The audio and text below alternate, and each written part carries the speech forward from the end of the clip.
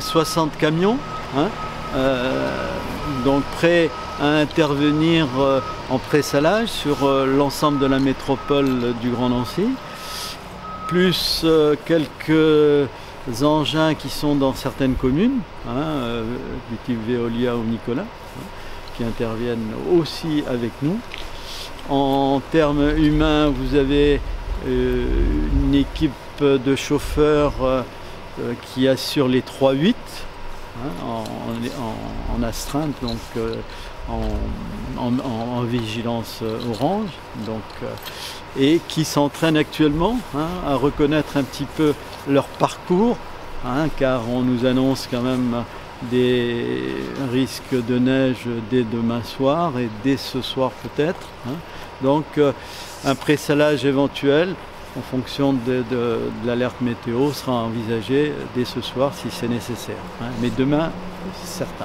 On est averti, bon, c'est le préfet qui nous donne aussi le feu vert, hein, mais on est relié par, je pense que vous l'avez vu, hein, un central qui assure, je dirais, au niveau vidéo, hein, les différents points de l'agglomération, hein, et qui nous permet d'intervenir assez rapidement en cas de problème.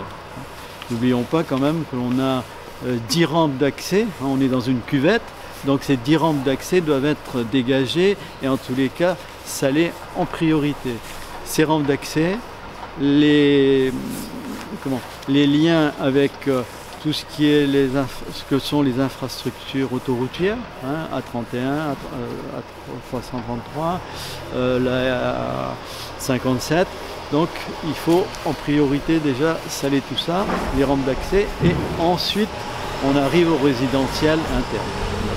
N'oublions pas aussi la traversée de Nancy, hein, les grands axes de traversée de Nancy, boulevard des Aiguillettes, rue Jeanne d'Arc, pont Kennedy, toutes ces pénétrantes, hein, qui permettent aux Grands Nancéens, qui vont être bloqués par l'autoroute parce qu'il sera engorgé, donc ils vont se rabattre sur la traversée du Grand Nancy. Donc on fait au mieux, hein, pour rendre leur passage les plus doux, je dirais, hein, qu'on n'ait pas de problème. On aura des problèmes d'engorgement de trafic, hein, puisque tout le monde sera à l'intérieur, mais qu'on ne soit pas embêté par, je dirais, du verglas ou quoi que ce soit, hein.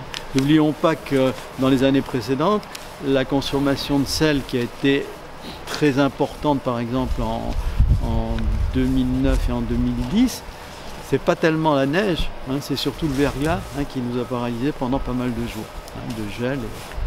Mais ce sel, bon, nous on l'a à proximité, à Varangéville, hein, donc vous avez ici vos 6 silos qui sont pleins. Ce sel, en termes de transport, il ne coûte pas cher, hein.